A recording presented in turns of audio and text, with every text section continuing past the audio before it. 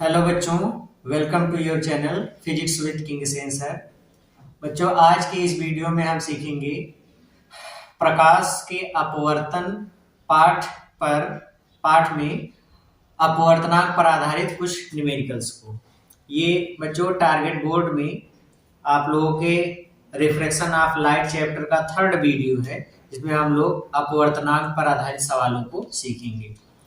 अच्छा, इस वीडियो को शुरू करने से पहले, इस पर आधारित सवाल को हम लोग लगाने से पहले उस चैप्टर्स के कुछ फार्मूले हम लोग सीख लेते हैं जो हम लोग यूज करने वाले हैं।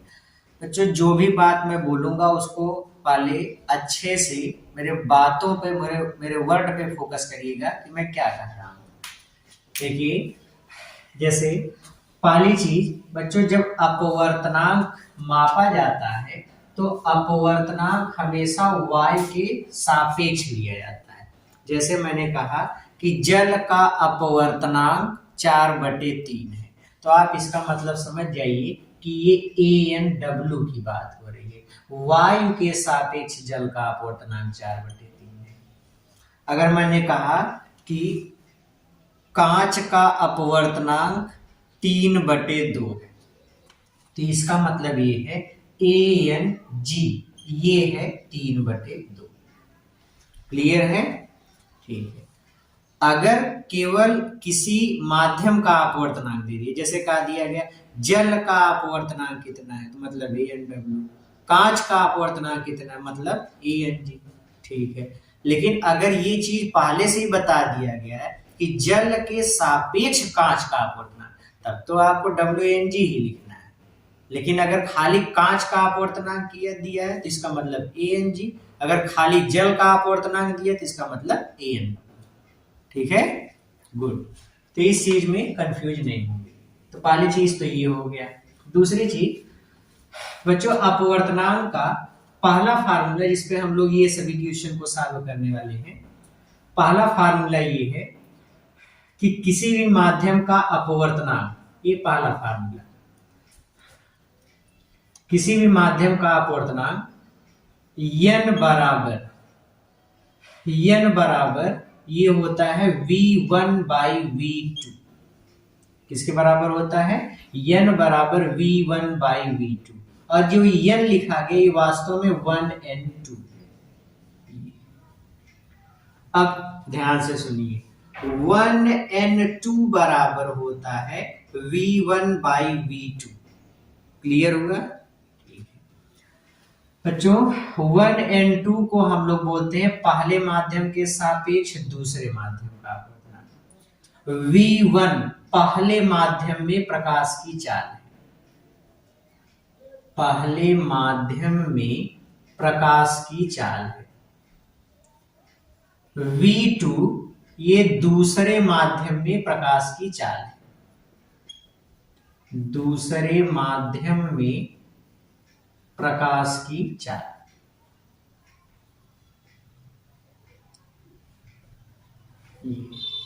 तो V1 और V2 दोनों माध्यमों में प्रकाश की चाल। ठीक है। अगर आपको यही फार्मूला वायु के सापेक्ष किसी माध्यम का अपवर्तनांक लिखना होगा, निर्वात या वायु में प्रकाश की चाल को C से दिखाते हैं, और C का मान होता है 3 × 10⁸ मीटर प्रति सेकंड, इतना होता है। अगर हमने किसी माध्यम का वायु के सापेक्ष अपवर्तनांक लेना है, जैसे ANM, बच्चों इसको हम पढ़ेंगे वायु के सापेक्ष माध्यम का अपवर्तनांक। वायु के सापेक्ष माध्यम के अपवर्तनांक को हम लोग इस तरीके से लिखेंगे ANM बराबर C/V। यहाँ पे पहला माध्यम एयर है, एयर में या निर्वात में प्रकाश की चाल को C से दिखाते हैं, और यम मीडियम में प्रकाश की चाल को V से दिखाते हैं। तो ये फार्मूला, इसको आप अच्छे से याद रखोगे। यहाँ पर C निर्वात में प्रकाश की चाल है, निर्वात में प्रकाश की चाल। V माध्यम में प्रकाश की चाल है, माध्यम में प्रकाश की चाल। ये C निर्वात में प्रकाश की चाल है, V माध्यम में प्रकाश की चाल है। तो 1 and 2 फार्मूले से ये फार्मूला बनाया गया है बच्चों। अब से जैसे अगर मैंने आपसे कहा कि आप बताओ कि वायु के सापेक्ष जल का अपवर्तनांक, वायु के सापेक्ष जल का अपवर्तनांक दिया गया है, तो उसके लिए आप फार्मूला जब लिखोगे तो आप ऐसे लिखोगे ANW बराबर C/V। अब बच्चों C कहां पर है, प्रकाश की चाल है एयर में, V कहां पर प्रकाश की चाल है वाट में। कोई डाउट नहीं।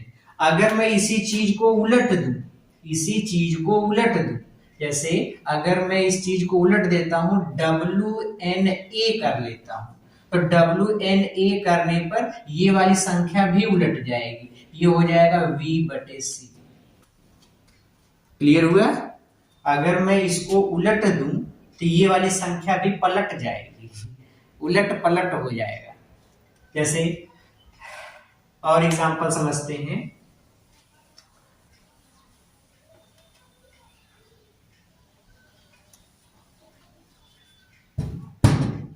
फार्मूला बच्चों याद रखे रहिए।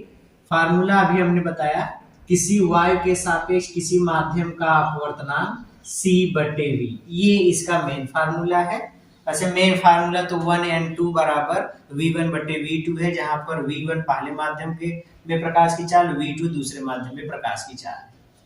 ANM बराबर होता है C/V, ठीक है, ANM बराबर C/V।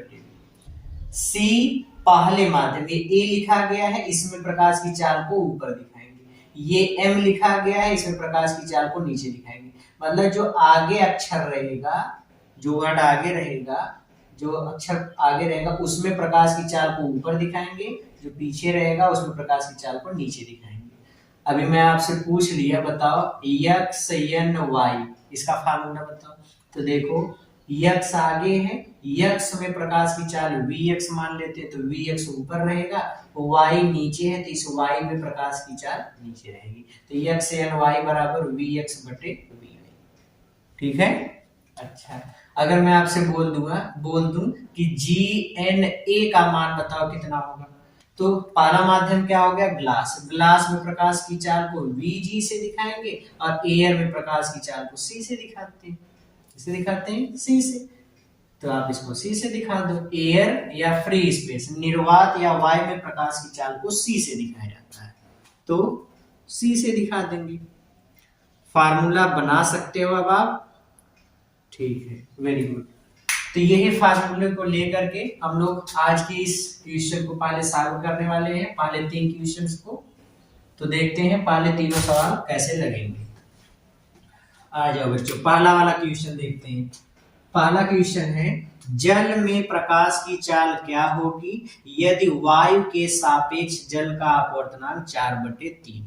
तो हमको दिया गया है वायु के सापेक्ष जल का अपवर्तनांक, मतलब ANW दिया गया है। ANW कितना दिया गया है, 4/3। और हमसे पूछ लिया कि जल में प्रकाश की चाल क्या होगी। मान लेते हैं जल में प्रकाश की चाल V है, यही हमको ज्ञात करना है। तो फार्मूला बताओ, इसका फार्मूला कैसे बनाओगे। ANW बराबर, पहले कौन सा अक्षर आ गया, एयर। एयर में स्पीड क्या होती है लाइट की, C, निर्वात या वायु में प्रकाश की चाल C बटे W वाटर मतलब माध्यम, और हमने जल में प्रकाश की चाल किससे मत दिखाया, V से। तो फार्मूला क्या बन गया, C/V।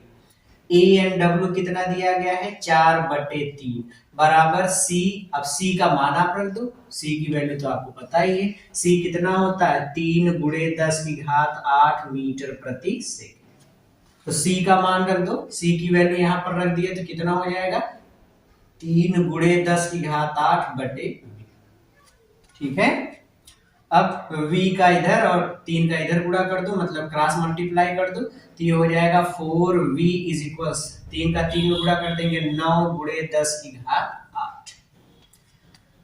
V बराबर निकालेंगे तो V की वैल्यू किसके बराबर हो जाएगी, इसका इधर भाग कर दीजिए, इसका इधर भाग करोगे तो ये कितना हो जाएगा, 9/4 × 10⁸। इसे भाग कर दोगे तो ये आ जाएगा V बराबर 2.25 × 10⁸ मीटर प्रति सेकंड। ये कोई डाउट है बच्चों क्वेश्चन में? क्वेश्चन को ध्यान से समझ लीजिए। फिर से देखो, ए एन डब्ल्यू दिया गया था, ए एन डब्ल्यू और वी हमको फाइंड करना था। तो पहले ए एन डब्ल्यू का फार्मूला हमने बनाया। ए पहले है, ये यहाँ पर जो अक्षर रहेगा उसकी चाल को ऊपर दिखाएंगे, यहाँ पर जो रहेगा उसको नीचे। तो हमने मान लिया वाई में प्रकाश की चाल सी होती है तो सी से दिखा दिया, और वाटर में वी, तो सी बटे वी फार्मूला बन गया। ए एन डब्ल्यू दिया गया था, 4/3 यहाँ रख दिया, सी का मान रख दिया, बटे वी क्रॉस मल्टीप्लाई कर दिया, तो यहाँ पर 4v, इधर 3 3 9 × 10 की घात 8, 4 इधर जाएगा भाग में हो जाएगा, 9/4, इसको भाग कर दिया, 2.25 × 10⁸ मीटर पर सेकंड। कोई डाउट है? Very good. अब आ जाओ बच्चों अगला क्वेश्चन, ध्यान से सुनिए। लिखा है यदि जल के सापेक्ष कांच का अपवर्तनांक 6/7, जल के सापेक्ष कांच का अपवर्तनांक मतलब हमको क्या दिया गया है, WNG कितना दिया गया है, 6/7। ठीक है, गुड। तो WNG 6/7। अच्छा, ये इतना है। फिर इसके बाद का है जल में प्रकाश की चाल, जल में प्रकाश की चाल को हम दिखा देते हैं VW से। VW हमको दिया गया है 2 × 10⁸ मीटर प्रति सेकंड, इतना दिया गया है। तो पूछा है तो कांच में प्रकाश की चाल क्या होगी, मतलब speed of light in glass VG, कांच में प्रकाश की चाल को मान लेते हैं VG, ये हमको ज्ञात करना है। अब तो बच्चों सवाल आपके लिए एकदम हलवा हो चुका है, आपको हमने फार्मूला बता दिया है कैसे बनाते हैं। WNG का सूत्र बताओ कैसे बनाएंगे। यहाँ पहले W है तो W में प्रकाश की चाल को पहले से दिखाओगे तो क्या मिलेगा, VW बटे G पीछे लिखा गया तो इसको आप नीचे दिखा दोगे VG। फार्मूला बन गया, बस मान रख दो। हमको VG निकालना है तो इसको इधर कर दो और इसको इसके स्थान पे ले आओ, मतलब ये हमको मिल जाएगा VG बराबर VW बटे WNG, ये हो गया। ये हमको मिलेगा VG बराबर VW का मान कितना दिया गया है, 2 × 10⁸ बटे WNG कितना है, 6/7, 7 ऊपर चला जाएगा तो ये हमको मिलेगा VG बराबर 7 दूनी 14, या इसको काट दो, 2 1 कम 2, 2 3 6, 7 का ऊपर गुणा कर दोगे तो 7 1 कम 7/3 × 10⁸, इसको और डिवाइड कर दीजिए तो ये हो जाएगा 3 दूनी 6, फिर 3 3 2.33 इंटू 10⁸ मीटर प्रति सेकंड, ये हो गया VG। ठीक है, तो ये VG की वैल्यू इतनी आ गई। क्लियर है? Very good. क्वेश्चन में बच्चों जहां पे क्वेश्चन ना समझ में आए वीडियो को फिर से रिपीट करके पास करके देखते रहिए, सब बोर्ड के लिए बहुत इंपॉर्टेंट क्वेश्चंस हैं। अच्छा, अगले क्वेश्चन पे चलते हैं। लिखा है यदि जल के सापेक्ष वायु का अपवर्तनांक 3/4 हो तो जल में प्रकाश की चाल ज्ञात कीजिए। बच्चों इस बार जल के सापेक्ष वायु का अपवर्तनांक, यहाँ पर देखो, यहाँ पर लिखा वायु के सापेक्ष जल का अपवर्तनांक, लेकिन यहाँ पे जल के सापेक्ष था। तो जल के सापेक्ष वायु का अपवर्तनांक मतलब हमको दिया गया है WNA, जल के सापेक्ष वायु का अपवर्तनांक ये दिया गया कितना है, 3/4। तो जल में प्रकाश की चाल ज्ञात करना है, जल में प्रकाश की चाल को मान लेते हैं V। ठीक है, पहले तो इसका फार्मूला बना ले हम लोग, इसका फार्मूला बना लेंगे। तो WNA का फार्मूला बताओ क्या होगा। पहले W आ गया, W मतलब जल, जल में प्रकाश की चाल को V से दिखाया गया तो मान लो V बटे एयर आ गया, एयर में या निर्वात में प्रकाश की चाल को C से दिखाते तो C कर दो। हमको V का मान निकालना है, किसका मान निकालना है, V का मान निकालना है तो इसको इधर कर दो, V का मान निकालना है तो इसको इधर कर दो, इसको इधर लेकर के चले जाओगे तो कितना हो जाएगा, WNA गुणे C बराबर V, या V बराबर निकालेंगे तो बच्चों WNA कितना दिया गया है, 3/4। C का मान कितना होता है, 3 × 10⁸, C का मान इतना होता है। 3 त्रिका 9 और 9 से इसमें भाग कर दोगे तो ये आ जाएगा v बराबर 2.25 इंटू 10⁸ मीटर प्रति सेकेंड। ये इसका आंसर। ठीक है, क्वेश्चन को देख लीजिए एक बार। कहीं से भी कोई दिक्कत लगे, कोई डाउट लगे तो तुरंत वीडियो को पास करके फिर से आप रिवाइज करो, क्वेश्चन को देखो, अच्छे से समझो कहाँ पे फॉल्ट हो रहा है।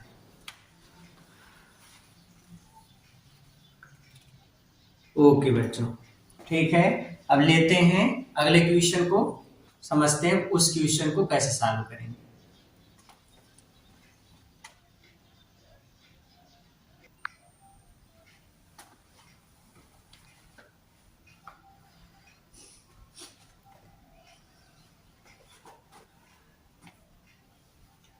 लेते हैं बच्चों अगले क्वेश्चन को।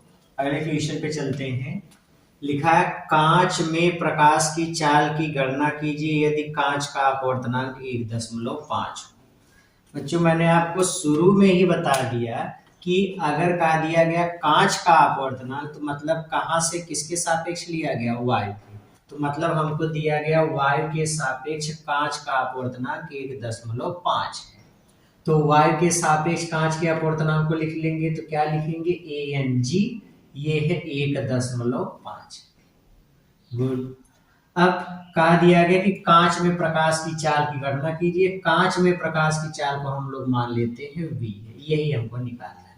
बच्चों इसका फार्मूला बना लें। इसका फार्मूला अगर बनाओगे तो ANG का सूत्र, पहले एयर में प्रकाश की चाल, एयर में या वायु में प्रकाश की चाल को c से दिखाएंगे, बटे जी में प्रकाश की चाल किससे दिखाया गया, v से, मतलब ग्लास में प्रकाश की चाल को v से दिखाया गया, तो ये फार्मूला है।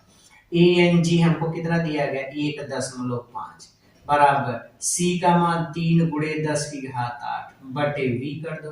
बच्चों v को इधर कर दो, 1.5 को इधर कर दो, तो ये हो जाएगा v बराबर 3 × 10⁸ बटे 1.5। 1.5 दूनी 3, मतलब ये हो गया v बराबर 2 × 10⁸ मीटर प्रति सेकंड। ये इसका आंसर है। ठीक है, कोई डाउट है किसी को? वेरी गुड, नहीं है, अच्छी बात है। चलिए अब देखते हैं हम लोग क्वेश्चन नंबर 5। बच्चों क्वेश्चन नंबर 5 को सॉल्व करने से पहले मैं इस पर बेस्ड कुछ फार्मूला पहले आपको समझा दूं, फिर उसके बाद हम लोग आएंगे क्वेश्चन पे।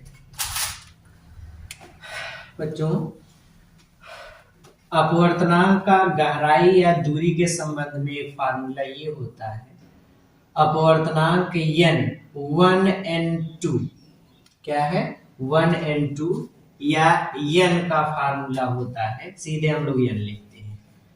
n का फार्मूला होता है n बराबर dr बटे da। बच्चों जहां पे dr को हम लोग बोलते हैं वास्तविक गहराई, क्या बोलते हैं, वास्तविक गहराई या वास्तविक दूरी, और ये कहां पर होती है, वायु में दूरी। ये da को बोलते हैं आभासी गहराई या आभासी दूरी। अब अगर ये आभासी है तो ये कहां पर होगा, माध्यम में, इसको हम बोलते हैं माध्यम में दूरी। तो बच्चों जो भी फार्मूला हम लोग यूज करेंगे, n बराबर dr बटे da। dr को बोलते हैं वास्तविक गहराई, da को बोलते हैं आभासी गहराई। वास्तविक गहराई वायु में होती है, आभासी गहराई माध्यम में होती है। ठीक है, तो माध्यम में दूरी को dA और वायु में दूरी को dr से लिखना है। अच्छा अब आ जाते हैं क्वेश्चन पे अपने। बस यही छोटा सा फार्मूला समझना था हम लोगों को।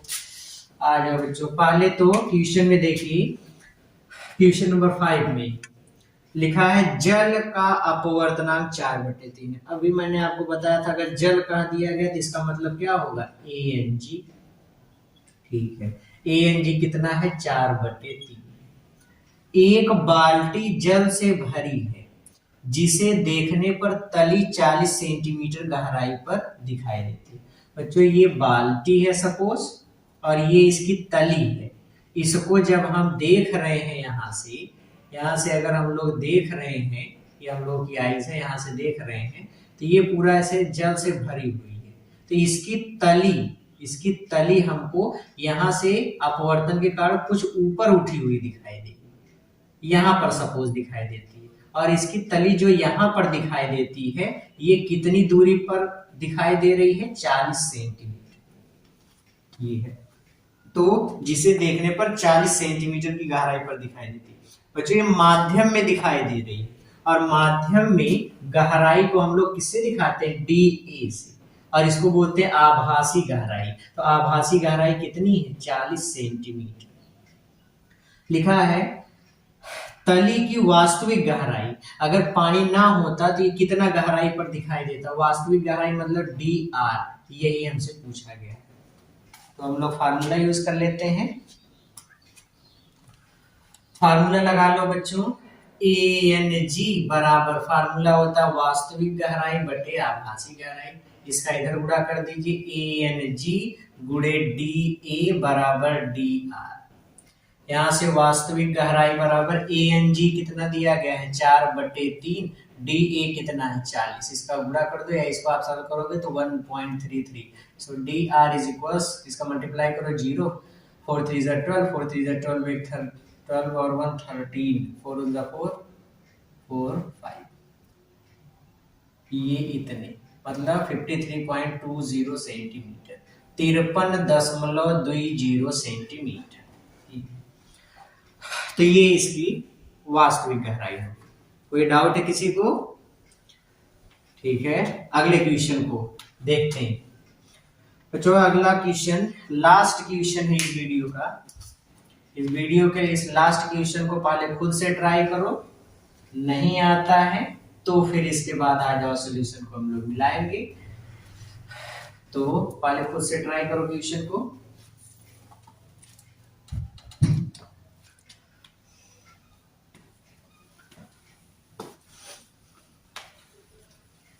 ओके, ट्राई कर लिया?